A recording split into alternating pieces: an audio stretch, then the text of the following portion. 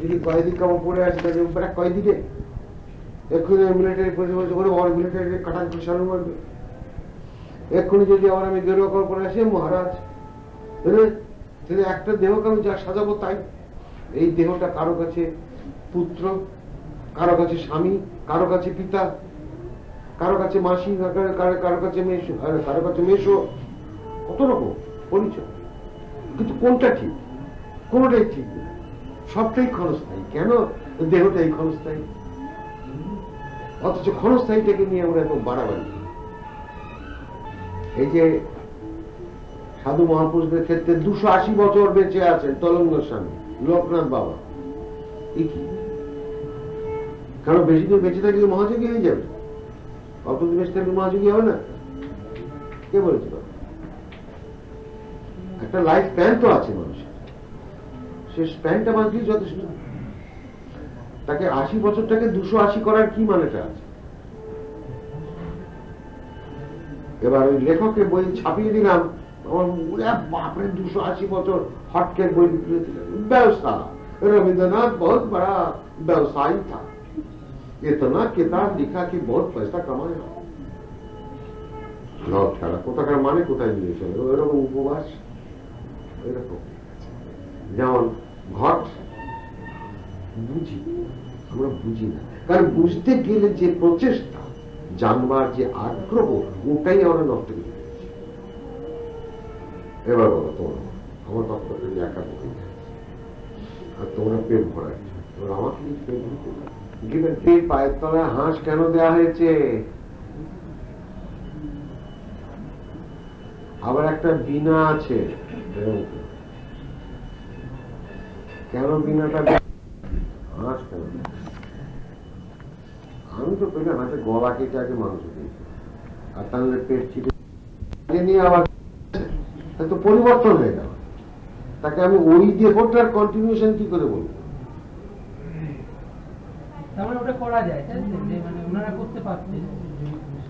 পারতেন না পারতেন এটা পরের কথা, তারা মহাযোগী সবই পারে। কিন্তু লেখককে বুঝতে হবে, দেখো তৈলঙ্গ গোস্বামীর জীবনী লিখতে গেলে আগে তৈলঙ্গ গোস্বামী নিজে কি সাধন করেছেন, কোন অবস্থায় তিনি পৌঁছতে পেরেছিলেন, এগুলোর একটা প্রাথমিক জ্ঞান তো থাকে। খালি সাহিত্য চর্চা করলে জীবনী লেখা যাবে এত সস্তা? তাতে রবীন্দ্রনাথের জীবনী লেখা যাবে, বিদ্যাসাগরের জীবনী লেখা যাবে, কিন্তু যোগী মহাপুরুষের জীবনী লেখা যাবে, কারণ তাদের সবটাই ভোগ, তারা এত ঢাকঢোল পেটান না, কেমন তো? সেই জন্য এইসব লেখকদের দুর্বলতার জন্য আজকে ধর্মের এই অবস্থা। লেখক দেখছে কি চটক দিলে পরে আমার বইটা বেশি বিক্রি। একবার যদি কেউ লিখে থাকে তো বাকি সবাই তাকে দেখেই অনুসরণ করে যাচ্ছে।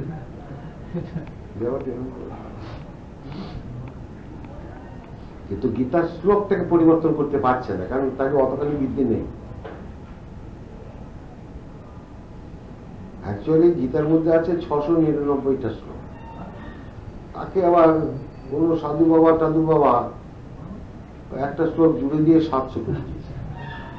অরিজিনাল গীতার মধ্যে আছে 699, 699।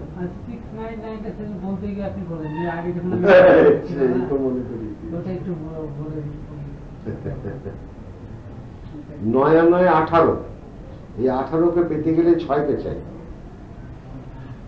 পরিষ্কার তো? ওটা যারা ক্রিয়া পেয়েছে তাছাড়া বুঝবে না। এই 9 9 আর 6 এইটাই 24, কিন্তু গীতার ভেতরে 9 আর 9 18টা অধ্যায় আছে। 18টা অধ্যায় আছে, তাহলে 18 অধ্যায়কে পেতে গেলে 6কে চাই। তাহলে দেখো 6 আর 6 12, ফের 6 উঠে চলে গেল ছুটি, ঘুরে ঘুরে একই হিসাব। এই হলো গীতার হিসাব। কোথায় পাবে?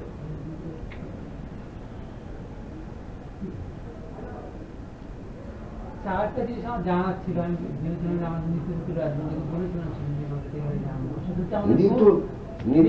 গঙ্গাসাগর থেকে যে মানে ওই যে যার সাথে আলাপ হয়েছিল, ও প্রবীর, রবিবার সকালে, সে তো একটু আগে ছিল, চলে গেল। গোত্র ব্যাপারটা, গোত্রটা কোথায় থেকে এসেছে? এটা আজকে না হোক পরের দিন আপনি ছোট্ট করে বলে দিচ্ছি, গোত্র হচ্ছে আমরা যে যে মুনি ঋষির জেনারেশন চলে আসছে সেই মুনি ঋষির উপরে না গোত্র। কাশ্যপ গোত্র কশ্যপ মুনি থেকে, ভরদ্বাজ গোত্র ভরদ্বাজ মুনি থেকে। আমি বলছি একটু মন্ত্রপুত না, মানে ঔরসজাত, আমি সেটাই খাই। ঔরসজাত, বংশজাত, মন্ত্রপুত ছিল। এটাকে অনেকে সাহিত্যে লিখেছে যে ওই মুনি ঋষির সাধন পদ্ধতি নিয়ে যারা চলে আসছিল বাজারে। এটা মানে টেনে বুনে মানে করা, মানে হবে মানে টেনে টেনে রবারকে টেনে মাথা দিয়ে জুড়ে একটা মানে করে দিল। ওই মানে এই যেমন ভরত রাজার নাম অনুসারে দেশটার নাম ভারত। তাহলে ভরত রাজা যখন ছিল না তখন দেশটার নাম কি ছিল? তাহলে ভারত শব্দটা একদিন উৎপত্তি হয়েছে। উৎপত্তি হলেই মরতে হবে, জন্মিলেই মরিতে হবে, অমর কি কথা হবে। তাহলে ভারত শব্দটা যেহেতু একদিন উৎপত্তি হয়েছে, একদিন মরে যাবে, কিন্তু মরবে তার প্রমাণ গীতাতে বলা আছে, অর্জুনকে হে ভারত বলে সম্বোধন করছেন ভগবান কৃষ্ণ। দেশটার নাম ভারত। গীতা যে মূল গ্রন্থের অন্তর্গত, সেই গ্রন্থটার নাম মহাভারত। ভারত, মহাভারত, ভারত। তাহলে যোগী অর্জুন, তাকে বলা হচ্ছে ভারত। যোগী যে দেশে বাস করে সেই দেশের নাম ভারত। আবার যোগী যে শাস্ত্রগ্রন্থটা পড়ছে, যার অন্তর্গত গীতা, সেটার নাম মহাভারত। তাহলে ভারতটাকে ত্রিমুখী ব্যবহার করা হয়েছে, দেশ, শাস্ত্র এবং যোগী। কি রকম ইটারনালের দিকে নেবার চেষ্টা করেছে মুনি ঋষিদের চিন্তা। আজকের দিনে চিন্তাটা কেউ করে? আজ থেকে 250 বছর আগে, 300 হয়ে গেল, 300 বছর আগে ভারতকে ইন্ডিয়া করে দিয়ে গেছে পরদেশিরা। আমরা ওইটাই বয়ে বেড়াচ্ছি আমাদের দেশের নেতারা। তারা তো ভারত মানে জানে না, ভারতের ব্যুৎপত্তিগত অর্থ জানে না। ভারত ব্যুৎপত্তিগত অর্থ কি হবে?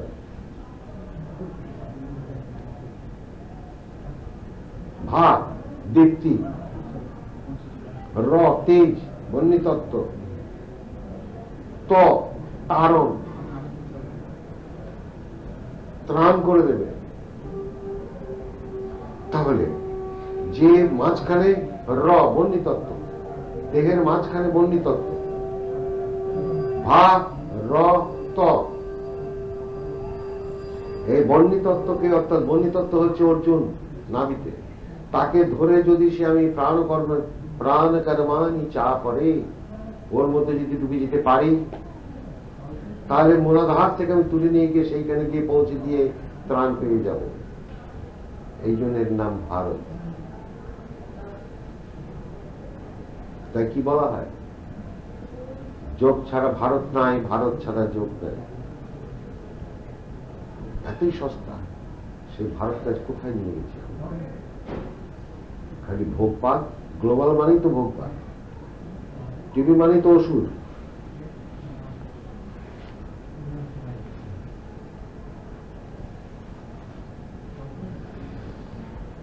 বিনা পয়সায় চা এসছে, লিখে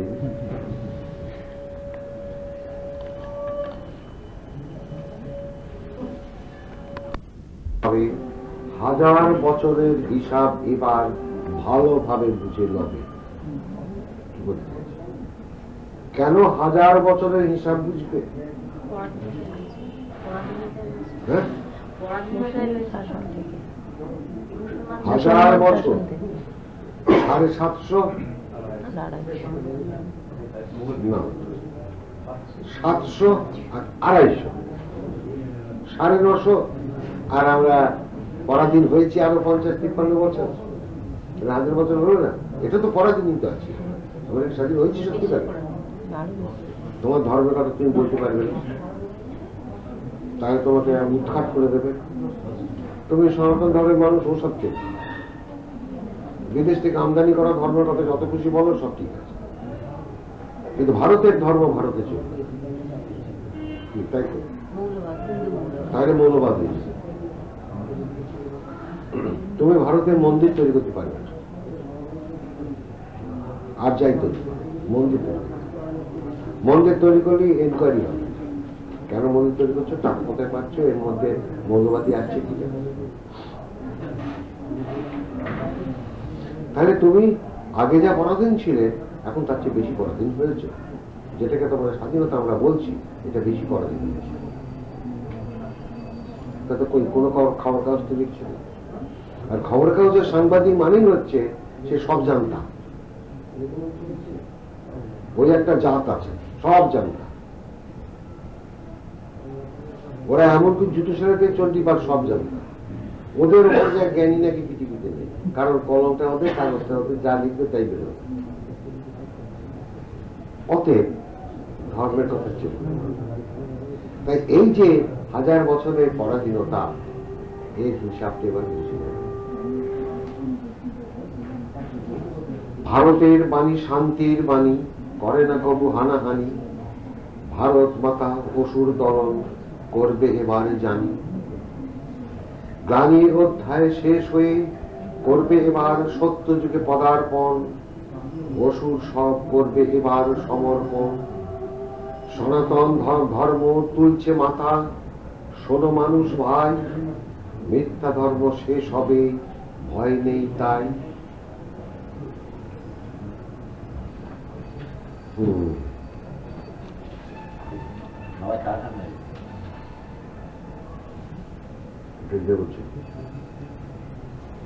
এই বইটা কে কে পড়েছ? যারা পড়েছ তাদের কি মনে প্রশ্ন জেগেছে বলো?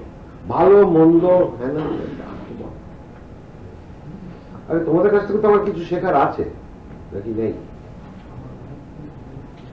ভালো বই, এই তেল মারা কথা বলবে না। 26 থায় ডুবে গিয়ে একটু আগে তো বুঝে যাবে, শূন্যের সাথে কোলাকুলি, তখন শূন্যই আছে, আর কিছু নেই। ওই অবস্থাটাই চলে যাবে।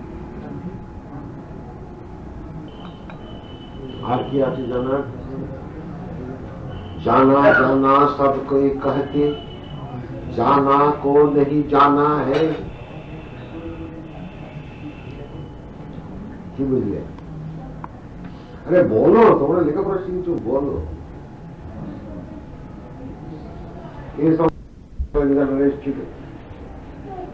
ধরো অ্যাকচুয়াল যেটা পরাধীনতার জন্য এটা ভারতের দুর্গতি এসছে, সেটা হবে। মানে এখানে দুর্গতি যে তোমরা পেয়েছ ভারতবাসী, তার হিসাব এবার শুধু সনাতন ধর্ম তুলছে মাথা, তাই আছে। সনাতন ধর্ম যে দমিয়ে রাখা হয়েছিল, কিন্তু সে সনাতন বলে ইটারনাল। সনাতন বলে লোকে মানে বোঝে না, ইটারনাল বলে বোঝে, শাশ্বত। জ্ঞানীর যে অধ্যায়, সেই অধ্যায়টা তো প্রায় 1500 বছর ধরেই চলছে। আর মোটামুটি তাই ভালো, কিন্তু প্রথমেই তার এত অন্যায় আসেনি, তাই না? 1000 বছর ধরেই ম্যাক্সিমাম অন্যায় ভারতের উপর চাপিয়ে দেওয়া হয়েছে। কে হিসাবে সে কথা বলিতে আছে।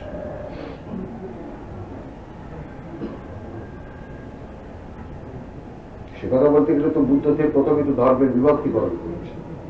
5000 বছর হয়ে যায় না, এটা তো 2500 5000 বছর আগে তো গীতা, তখন তো কৃষ্ণ এসেছিল।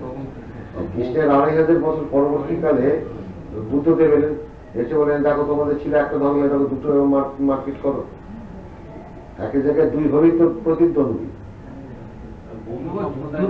যুদ্ধ তো গীতার সময় থেকেই যুদ্ধ আরম্ভ হয়ে গেছে। যুদ্ধকে রামায়ণের সময় যুদ্ধ হয়নি, রামের সময় যুদ্ধ হয়নি। সেটা কোন যুদ্ধ? ওই যুদ্ধ নয়। রক্তক্ষয়ী যুদ্ধ হলে তো পাপ হবে। কৃষ্ণ যদি গলা কাটে তার পাপ হবে না। রামের সঙ্গে সব বাঁদররা কেন? হ্যাঁ সব বাঁদরে, তোমার আমার সব বাঁদর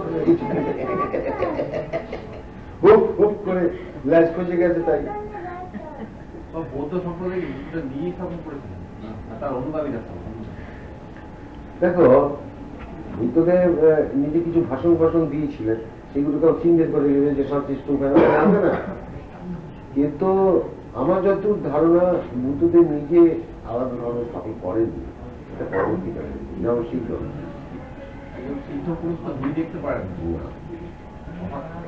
ওনার ফলোয়ার্সরা পরবর্তীকালে যেমন আর সবচেয়ে বেশি বেড়েছে সম্রাট অশোকের সময় রাজধর্ম করে নিল। ওর নাম পলা। খাবে? এই না একটা পলা। হ্যাঁ জিজ্ঞেস করুন নাম পলা, জিজ্ঞেস করে পলা বলে ডাক, পলা বলে ডাক। এর নাম কি? কাছে এগিয়ে যান ওর কাছে। কলা কলা খা, কলা খা, কলা খা, খেয়ে কলা। হ্যাঁ ভালো কলা, মিষ্টি কলা, খেয়ে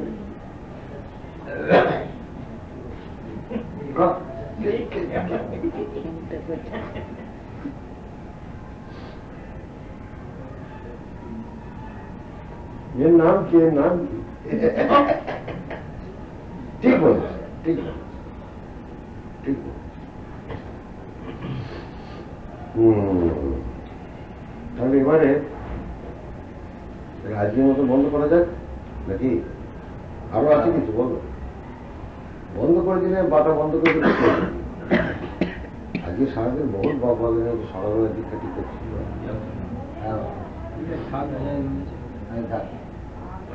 এরা আবার নতুন এসে গিয়ে বদনাম করতে আমরা গেলাম, কিছু বললো কিছু করছি না।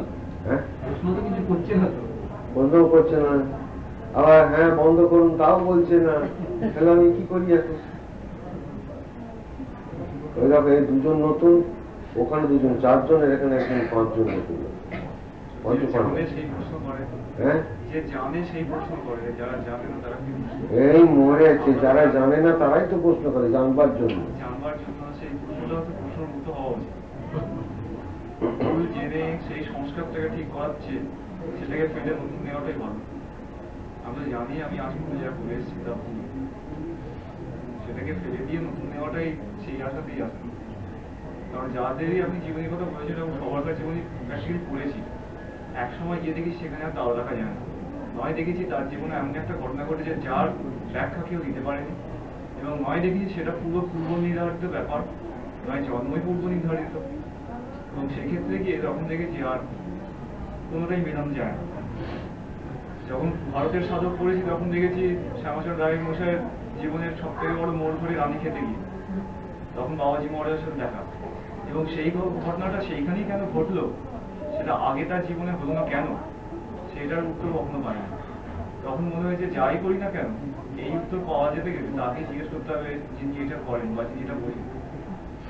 এটা কারোর কাছ থেকে জিজ্ঞেস করে পাওয়া যাবে না। তারা যদি বলা যেত লেখক নিজেই লিখে দিতেন, এবং সবার ক্ষেত্রেই তাই। সে রামকৃষ্ণ পরমহংসদেবের ক্ষেত্রেও পড়েও দেখলাম এর মোটামুটি উত্তর বলে দেওয়া আছে। কে এই শ্যামাচরণ? ওই বইটা পড়ে দেখো।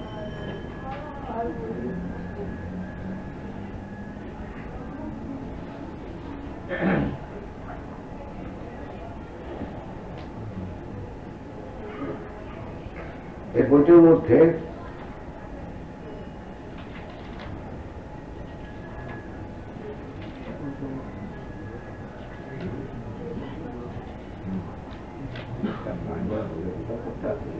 জমিদার শ্রী শ্যামাচরণ লাহিড়ী মহাশয় জীবন ও আদর্শের ওপরে ধর্মেতিহাস, একটা ধর্মেতিহাস, দর্শন, বিজ্ঞান, আধ্যাত্মিকতা, যোগশাস্ত্র, অঙ্কশাস্ত্র, জ্যোতিষশাস্ত্র এবং সনাতন ধর্মের দৃষ্টিকোণের মাধ্যমে এক বিশেষ মূল্যায়ন করা হয়েছে এই গ্রন্থটির মধ্যে 8টা সাবজেক্ট, 8টা দিক থেকে একে বিশ্লেষণ করা হয়েছে।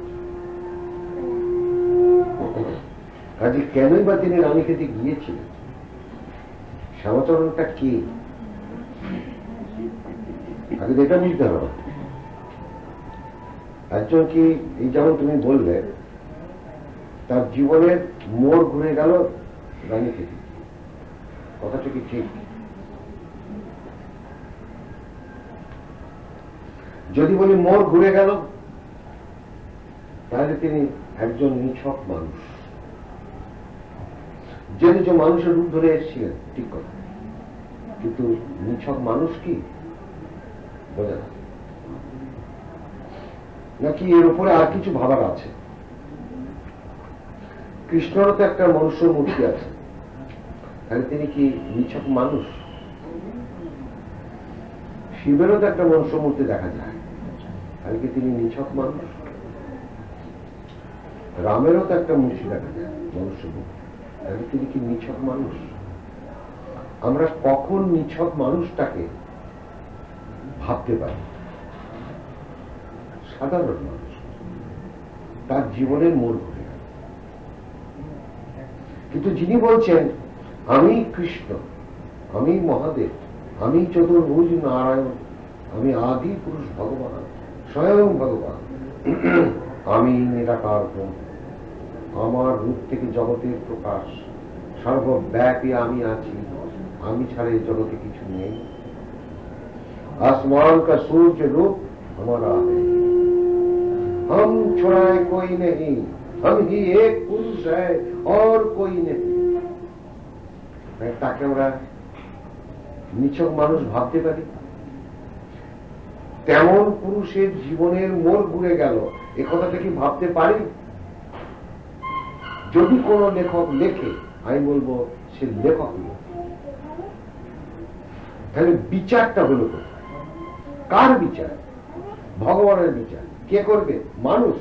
অসম্ভব। যিনি বলছেন সর্বব্যাপী হম হ্যায়, হম ছোড়ায় কই নেই, তার বিচার মানুষ করবে? তারা কখনই না। তাহলে কেন করা হয়েছে? দেখো, পরপর প্রশ্ন আমি এনে দিচ্ছি। তাহলে তার জীবনের মূল্যায়ন কেন করা হলো? ভাবো, আমি কেন সবটা আমি বলবো? তোমাদের তো ভাবনার খোরাক দিতে হবে। লেখক যদি পাঠককে ভাবিয়ে তুলতে না পারে, কিসের লেখক? বিশেষ করে অধ্যাত্মকতা তো নোবেল উপন্যাস নয়। অধ্যাত্ম এত সস্তা। গীতা পড়ে যদি পাঠককে ভাবিয়ে তুলতে না পারে, তাহলে সেই গীতা পড়ে লাভ নেই।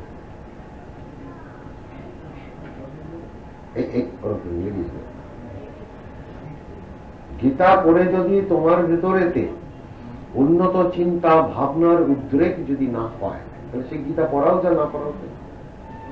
কি বলতে চাইছি? আমি যা জানতে চাইছি তা কি পাচ্ছি গীতা থেকে? এই প্রস্তুতি জীবনে আসা চাই।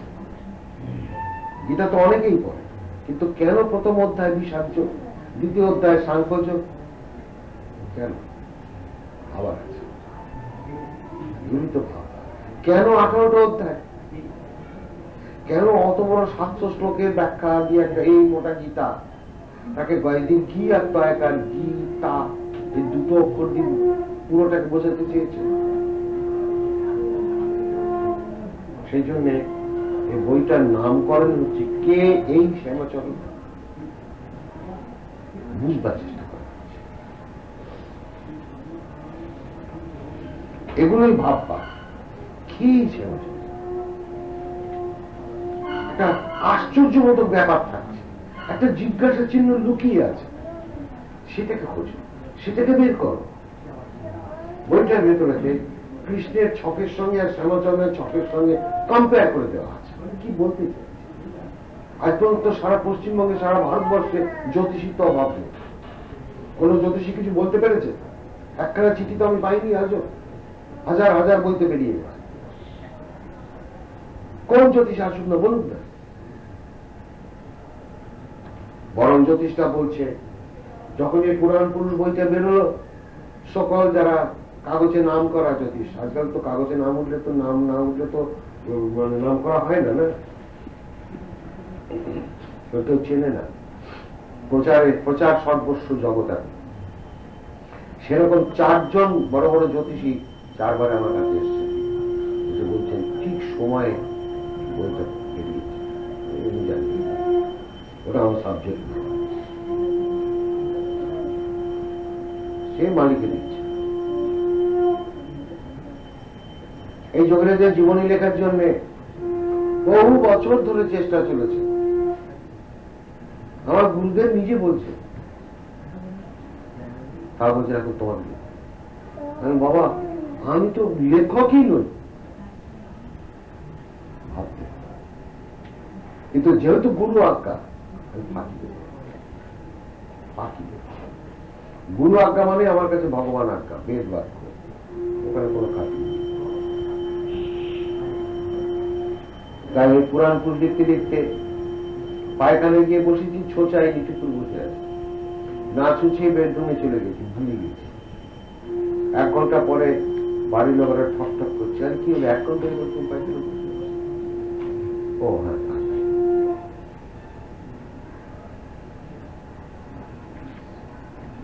এমপিটি রোডে পার হতে যাচ্ছি, বড় লরি এসে কে করে দাঁড়িয়ে গেল, গালাগালি দিল, চলে চলে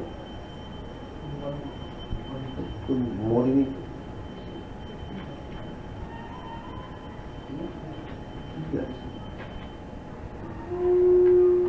প্রেম চাই, ভালোবাসা চাই।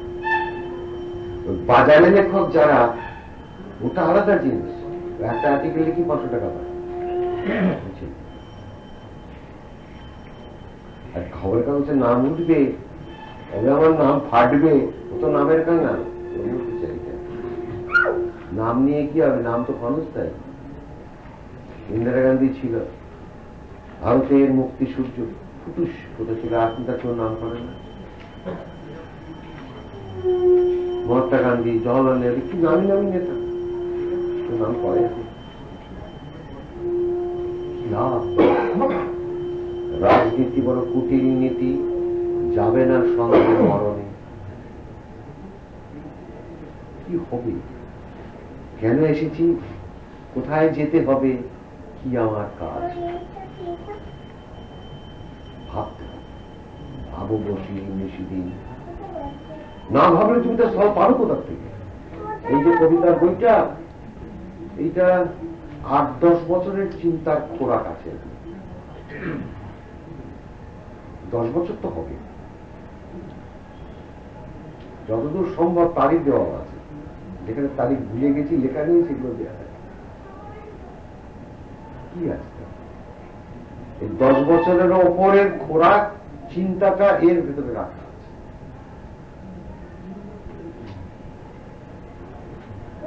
আমরা শ্যামাচরণকে কিভাবে দেখব, সত্যি কি তার জীবনের মন ঘুরে গেল দুরাজনীতি গিয়ে? ভাবতে হবে। তিনি বলছেন স্বয়ং ভগবান, আমি নিরাকার। তিনি বলছেন हमारा न हाथ है न पाए, हमारी तेज सर्वव्यापी ब्रह्म। जो आत्मसूच সেই ব্রহ্ম, সেই হোম শ্যামাচরণ।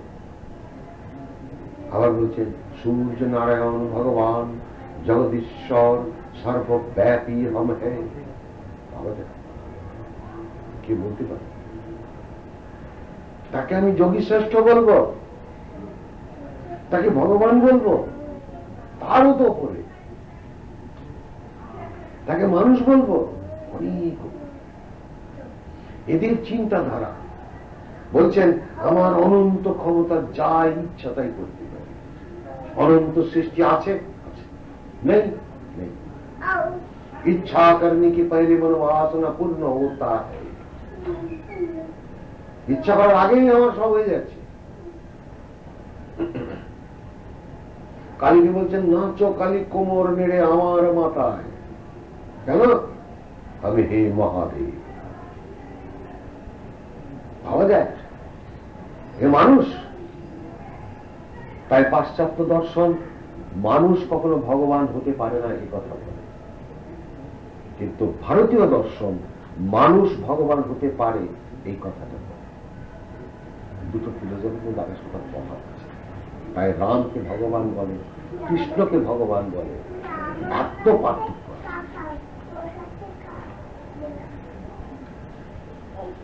সেটা আমি বলেছি বলে কিছু তথাকথিত পণ্ডিত আমার নিন্দা করে, হয়ে গেছে। তোর নিন্দা দুদিন পরে মুছে যাবে হাওয়ায়, কিন্তু আমার হিসাব ঠিক আছে। আমি মিথ্যা কথা বলি, আমি তার ফুল দিয়ে তারই পুজো করেছি।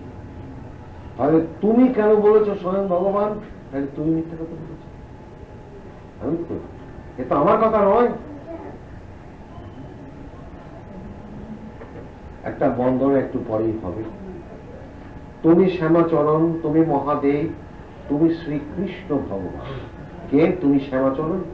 তোমার শ্যামাচরণের সই আছে ছবি তলাতে। তুমি মহাদেব, তুমি বলেছ। তুমি শ্রীকৃষ্ণ, সে কথা তুমি বলেছ। তাহলে তোমার ফুল দিয়ে আমি তোমার পুজোটা করো। আমি জাস্ট অ্যাসেম্বল করেছি, আর কিছু না। এখানে আমার কোনো কৃতিত্ব নেই। এই অ্যাসেম্বলটা মগজ পশু। তুমি সর্বব্যাপী, তুমি বলেছ। তুমি অন্তর্যামী, যে সর্বব্যাপী সে তো অন্তর্যামী হবেই, তুমি বলো আর না বলো। তুমি নারায়ণ ভগবান, তুমি তো বলেছেন আমি চতুর্ভুজ নারায়ণ। তাহলে ওনার পুজো, ওনার পুজো করেছি, আমার কৃতিত্ব কিছু নাই। তুমি পুরাণ পুরুষ, তুমি বলেছ। তুমি অনাদি, সর্বব্যাপী हम ही एक पुरुष है और कोई नहीं, अनादि। তুমি স্বয়ং ভগবান, তুমি নিজে বলেছ আমি স্বয়ং ভগবান। তুমি মঙ্গলকামী, এই যদি তোমার অ্যাডজেক্টিভ হয় তাহলে আমি মানুষ হিসেবে আমি জানি তুমি আমার মঙ্গলকামী, আমি তো বলতেই পারি তোমার। তুমি জগৎ স্বামী, হম ছড়ায় কই নেই, তাহলে তুমি নিশ্চয়ই জগৎ স্বামী। তুমি সর্বযুগে ভগবান, তুমি বলেছ। सत्ययुग में सत्य सुकृत, त्रेता में मुनीन्द्र, दापर में करुणामय, कलिजुग में कबीर, जो कबीरास हो मैं ही। তুমি বলেছো সর্বযুগে, অর্থাৎ তোমার ফুল দিয়ে তোমাকে পুজো করছি। তুমি বিশ্বপিতা, কারণ আমার এই রূপ সে জগৎ প্রকাশিত, তুমি বলেছো। আর তুমি বিশ্বপিতা, তুমি বিশ্ব মাতা, নিশ্চয়ই তুমি একাধারে পিতা এবং মাতা। কারণ তুমি ছাড়া তো যখন কিছু নেই, হম ছড়ায় কই নেই, তাহলে আমার পিতাও নেই, মাতাও নেই। তাই পিতা রূপে তুমি, মাতা রূপে তুমি। তুমি আদি পুরুষ ভগবান, ঠিক কথা, তোমারই তো কথা। আমি আদি পুরুষ ভগবান। তাই আমরা যারা পৃথিবীর মানুষ, আমরা কি চাই তোমার কাছে? তব শ্রীচরণ লইনু শরণ, কৃপা করো ভগবান। আমি আর কিছু চাই। জাগতিক বস্তু দেখতে সুন্দর, পরিণামে বিস্পদ, তুমি বলেছ। তাই যত ফুল তোমার, তোমার ফুল দিয়ে আমি তোমার পুজো করি। কারণ তুমি ছাড়া যখন কিছু নাই, তখন ফুলের মধ্য দিয়েও তুমি, ফুল রূপে তো তুমিই আছো। তাহলে আমি অন্য কোন ফুল নেব? তোমার ফুল দিয়ে তোমারই পুজো করি। এটা কি লেখক একটা অ্যাসেম্বল করেছে? কি অ্যাসেম্বল করেছে? কি দৃষ্টিতে সে শ্যামাচরণকে দেখছে, এই তো এইটা সে অ্যাসেম্বল করেছে। করতে গিয়ে সে কি বলছে? করতে গিয়ে লেখক তার অন্তরের অন্তঃস্থল থেকে সে ভাবছে, এই শ্যামাচরণকে আমি কিভাবে দেখতে চাই। কেটি আমার হৃদয় দেশের মধ্যে, আমার অন্তঃস্থলে তিনি কিভাবে বসে আছে, ঠিক সেইভাবে সবার মধ্যে তিনি আছে। তাই সে 12টা প্রণাম করছে। যাহার শ্রী অঙ্গ 3 রঙে রঞ্জিত আছে, 3টে রঙে তার ভাগ। যাহার বাম স্কন্ধে যজ্ঞ পবিত, সেই ভগবান কৃষ্ণ শ্যামাচরণকে প্রণাম। ওইটা তো ত্যাগ করেনি, ওইটারও তো কারণ আছে, ওর পেছনে তো বিজ্ঞান আছে। যিনি সদাই পদ্মাসনে নিশ্চল ভাবে উপবিষ্ট, যিনি সদাই সাম্ভবী অবস্থায় ত্রিভুবন অবলোকন করিতেছেন, সেই দেবাদি দেব শ্যামাচরণকে প্রণাম। আমি মহাদেব। যাহার কোটি দেশে শ্বেত বস্ত্র, ললাটে ত্রিগুণাতীতের প্রতীক 3টি রেখা, 2টি ভাঁজ, সেই ভগবান শ্যামাচরণকে অনন্ত দেদীপ্যমান আত্মসূর্যরূপী কুটস্থই যাহার কপাল, যিনি সদাই খেচরিতে অবস্থিত, সেই ভগবান শ্যামাচরণকে প্রত্যেকটাই কিন্তু যোগের অনুকরণ তোমার কাছে আছে। টোটাল ফিলিংটা পাওয়া যাচ্ছে তোমার কাছে অ্যাকর্ডিং টু দ্য শাস্ত্র স্ক্রিপচার্স। মুক্তকেশী এবং গৌরমোহন যাহার মাতা পিতা, কারণ এইরকম যদি সন্তান হয় তার মাতা পিতাটা কি? মা যশোদাকে তো এই জন্যই প্রণাম করেন, মেরিকে তো এই জন্যই প্রণাম করেন। তাই এখানে হচ্ছে মুক্তকেশী এবং গৌরমোহন যাহার মাতা পিতা, অসম্ভব, সেই অসম্ভবকে সম্ভব করে তুমি পৃথিবীতে এসেছ। যিনি ঘূর্ণায়মান এই পৃথিবীর ঘূর্ণিতে অবস্থিত হইয়া জগৎকে ব্রহ্মজ্ঞান প্রদান করিয়াছেন, সেই ভগবান শ্যামাচরণকে প্রণাম। কৃষ্ণবাসী বুঝলি সেখানে তোকে জন্মিষ্ঠ আছে। অনন্ত প্রকৃতির উপা কাশিমণি যাহার বাম দিকে এবং দুই ঋষি তিন করিও দু করি যাহার ডান দিকে শোভিত, সেই ভগবান শ্যামাচরণকে প্রণাম। এটা কি যাতা? যিনি মূলত অনন্ত হইয়াও সীমাবদ্ধ ভাবে মনুষ্যরূপে আবির্ভূত, যিনি স্বয়ং ভগবান হইয়াও কাল প্রভাবে মুক্ত রইয়াছেন, সেই অনন্ত শ্যামাচরণকে প্রণাম। যিনি ত্রেতা যুগে রাম রূপে, দ্বাপর যুগে কৃষ্ণ রূপে এবং কলি যুগে শ্যামাচরণ রূপে আবির্ভূত হইয়া কাল প্রভাবে লুপ্ত প্রায় ব্রহ্মবিদ্যাকে রক্ষা করেন, সেই ভগবান শ্যামাচরণকে প্রণাম। তার অবদান। অতীতে যিনি ক্ষত্রিয় রূপে আবির্ভূত হইয়া রাবণ এবং কংসকে বধ করিয়াছিলেন, কিভাবে বলো? অতীতে যিনি ক্ষত্রিয় রূপে আবির্ভূত হইয়া রাবণ এবং কংসকে বধ করিয়াছিলেন, রামচন্দ্র আর কৃষ্ণ। তিনি আবার ব্রাহ্মণ রূপে আবির্ভূত হইয়া সত্য যুগের সূচনা করিলেন, সেই সর্বব্যাপী ভগবান শ্যামাচরণকে প্রণাম। যিনি একাধারে ব্রহ্মা বিষ্ণু ও মহেশ্বর, সমস্ত সৃষ্টি স্থিতি ও লয়ের আদি কারণ, বলাই আছে পুরাণ পুরুষে সব। বনানীর সবুজ, আকাশের নীলিমা যাহার শরীর, কৃষ্ণের রং নীল। আকাশের নীলিমা যাহার শরীর, জন্ম মৃত্যু যাহার দুই চক্ষু, সুখ দুঃখ যাহার দুই নাসিকা, শান্তি ও অশান্তি যাহার দুই চরণ, সেই ভগবান শ্যামাচরণকে প্রণাম। এই উত্তর সব পুরাণ পুরুষে করে। যাহার শ্রীচরণ আশ্রয় করিলে সকল প্রকার ভবব্যাধি চলিয়া যায় এবং জন্ম মৃত্যুর অতীতে পৌঁছে চির শান্তি লাভ করা যায়, সেই ভগবান শ্যামাচরণকে প্রণাম। তার কোয়ালিটি। যিনি স্বয়ং ভগবান নিরাকার ব্রহ্ম, সকলের মধ্যে প্রাণ ও আত্মা রূপে বিরাজিত, সেই অদ্বিতীয় শ্যামাচরণকে অনন্ত অনন্ত প্রণাম। আগে দেখতে হবে যে আমি একজন ভক্ত হয়ে তাকে কিভাবে পেতে চাই। গুরুদেব সত্যচরণ লাহিড়ী মশাই, তার নাতি, ছোট নাতি, বড় আদর, তিনি বলছেন, আমি তোমাকে নাতির অধিকার নিয়ে তোমার কাছে যেতে চাই না, আমি তোমার কাছে ভক্ত হয়ে যেতে চাই।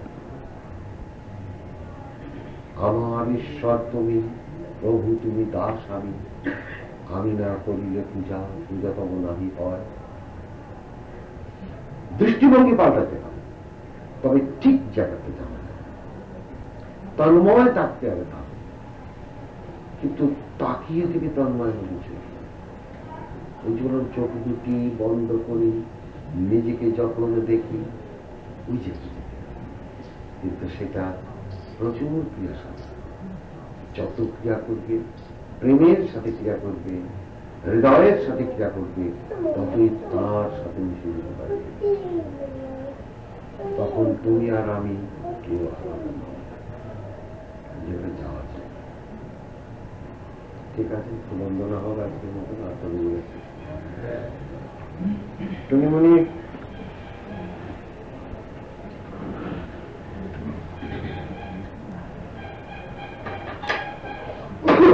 তোর নাম কি রে? কলা খেয়েছিস? কলা খেয়েছিস? গোটা কলাটা গোটা কলাটা খেয়ে নে।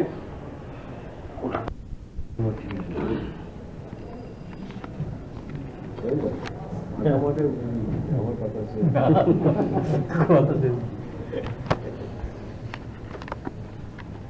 ঘুরছে, চাকা ঘুরছে, চাকা ঘুরছে, বন্ধ, জ্বালানি পুরো এলো, তেল কয়লা লাগে না, আবল গতিতে ঘুরছে, বন্ধ, শব্দহীন গতি।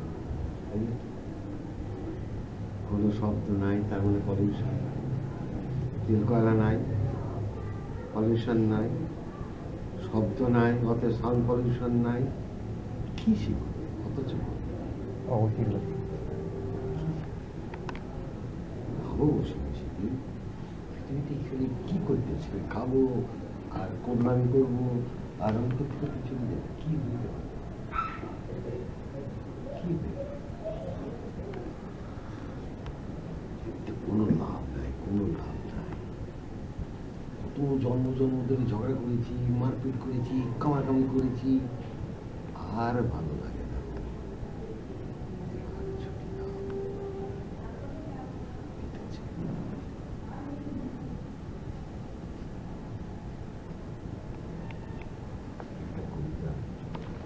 যে যেদিক থেকে মানেটা নেবে, কেমন?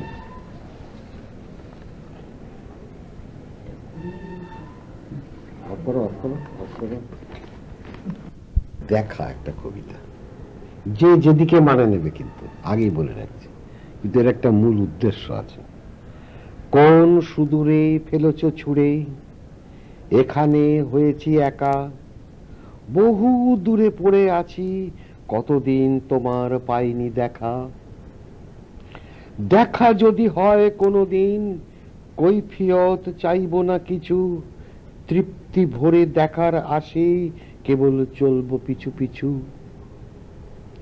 তুমি যে মোর জীবন সাথী, কিছুদিনের না দেখা, বিরহের কথা বলবো কেন, আবার যে হবে দেখা। জাস্ট রিভার্স, অপোজিটটাকে দেখানো হচ্ছে। দেখা যখন হবে পুনরায়, কোনো কথা বলবো না তোমায়, নয়নে নয়ন এক হওয়ায়, হৃদয়ে হৃদয় মিলে যাওয়ায়। কি বলতে চাইছে লেখক? ভাবতে হবে, এগুলোই তো বুঝার জিনিস। রবীন্দ্রনাথের কবিতা খালি মুখস্থ করলেই হয় না, তার ভাবার্থকে বুঝতে হবে। সেই ভাবার্থই যে বুঝতে পারে, সেই সঠিক স্টুডেন্ট হবে।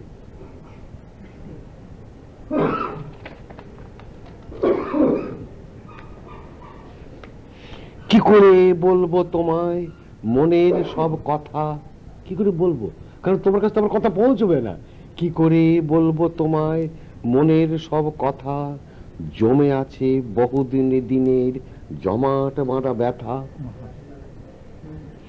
ঘুরছি আমি এদিক ওদিক, পাগলের মতো, জন্ম জন্ম ঘুরিয়ে বেড়াচ্ছি পাগলের মতো। মনের কথা বলতে চাইলেও সময় পাই না, তত ফেসে আছি। যখন বলতে চাই তোমার কাছে মন খোলসা করে, এদিক ওদিক আবল তাবল মনকে ঘোলা করে। কি করে বোঝাই বলো, বোঝা ভার ভাষা নাই, সেখানে তো ভাষা পৌঁছচ্ছে না। বলতে গেলে সবকিছু হারিয়ে যায়, তাই কি করে বলবো তোমাকে? এই হচ্ছে ভেতরের কথা, এগুলো বুঝতে হবে।